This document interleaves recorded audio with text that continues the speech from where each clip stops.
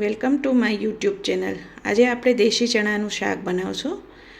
દેશી ચણા માટે મેં 1 થી 1.5 વાટકી જેટલા કાળા ચણા પલાળીને ઓવરનાઇટ પલાળ્યા છે, અને 1 મોટી સાઇઝની ડુંગળી, એમાં 1 લીલું મરચું, 2-3 કળી લસણ અને 1 ટુકડો આદુનો ચોપરમાં કરી લીધો છે. તો ચાલો આપણે બનાવવાનું ચાલુ કરશું. આપણે સીધા જ કુકરમાં વઘારશું. તો આપણે ચાલુ કરશું. સૌ પ્રથમ ગેસ ઓન કરશું. ત્યારબાદ એમાં તેલ નાખશું.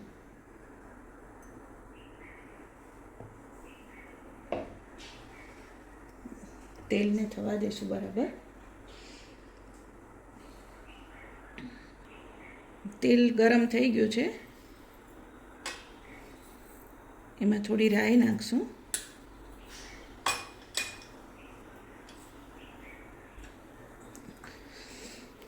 રાઈ ફૂટે ત્યારબાદ જીરું નાખશું. રાઈ ફૂટી ગઈ, હવે આપણે જીરું નાખશું.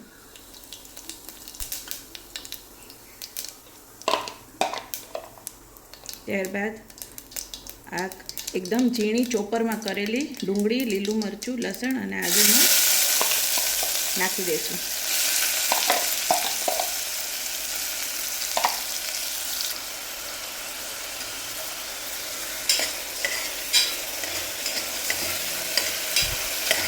હવે એને બરાબર સાંતળી લઈશું.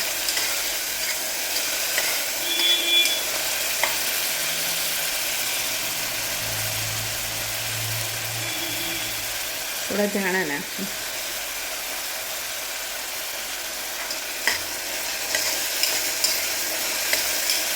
ડુંગળી લાલ થાય ત્યાં સુધી સાતળશું.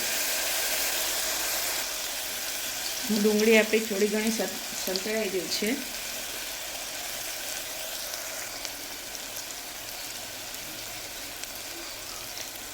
હવે આમાં આપણે ટમેટું નથી નાખતા, એટલે 1 નાની ચમચી બેસન નાખશું, એટલે એનો રસો સરસ થઈ જાય. બેસનને થોડુંક સંતળાવા દઈશું.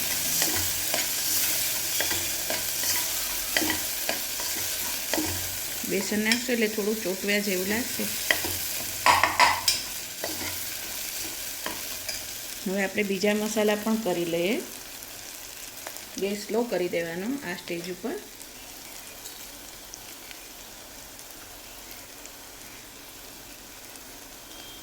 થોડી હિંગ નાખશું.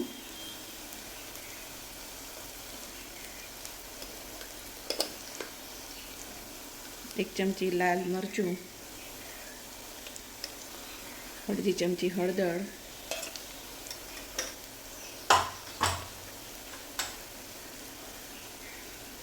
અડધી ચમચી જેટલો ગરમ મસાલો,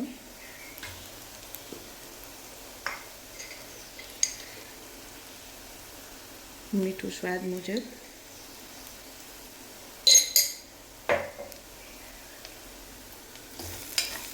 બધાને સારી રીતના હલાવી લઈશું.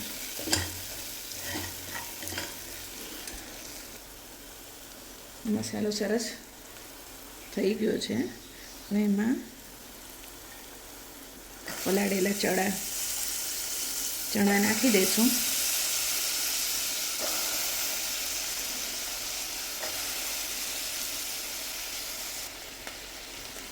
હવે એને એકદમ સારી રીતે હલાવી દઈશું.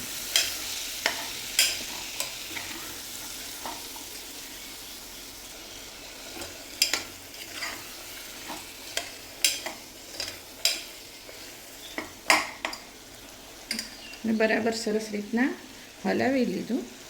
હવે એમાં પાણી નાખશું આપણે.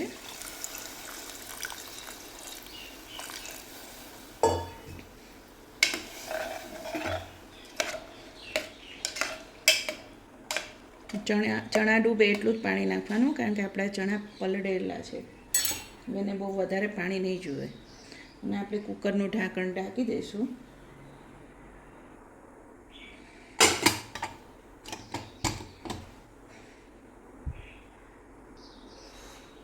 હવે આને લગભગ 4 થી 5 વિસલ, સ્લો ગેસ ઉપર 1 વિસલ અને ફૂલ ગેસ ઉપર 4-5 વિસલ થવા દેવાની. ચણાને બાફતા થોડી વાર લાગે કારણ કે આપણે સોડા કે એવું કાંઈ પણ નાખ્યું નથી. તો ચાલો આપણે કુકરને સરસ રીતના થવા દઈશું.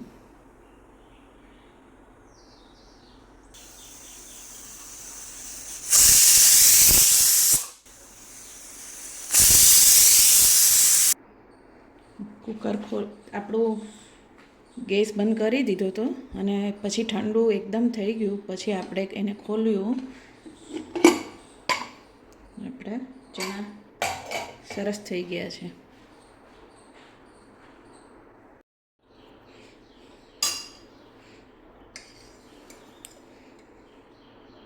ચણો સરસ ગળી ગયો છે. ખૂબ સરસ એની કન્સિસ્ટન્સી પણ સરસ આવી ગઈ છે. હવે ગેસ થોડો ઓન કરશું અને સ્લો રાખશું. તમારે પતલો રસો જોઈતો હોય તો થોડો પતલો રસો કરવાનો, તો પાણી એડ કરો. અને આવી રીતના જ ખાવું હોય તો આમ પણ ખૂબ સરસ લાગે છે.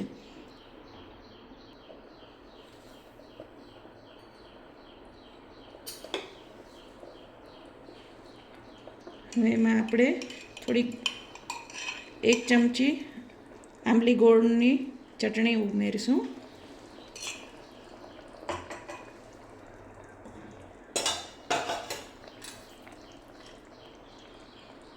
ધાણા જીરું ઉમેરશું.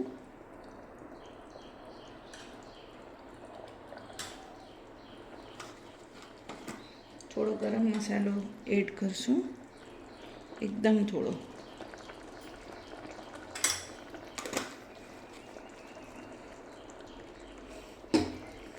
થોડી કસૂરી મેથી ઉમેરશું અને પાછા ખૂબ બધા ધાણા, લીલા ધાણા સરસ રીતના હલાવી લેશું. આંબલી ગોળની ચટણી ન નાખવી એ ઓપ્શનલ છે. એને બદલે તમે લીંબુ નાખી શકો. કાંઈ પણ ખટાશ ન નાખો તો પણ બહુ જ ટેસ્ટી લાગે છે. તો આપણી રેસીપી તૈયાર છે. ચણા સરસ રીતના બની ગયા છે.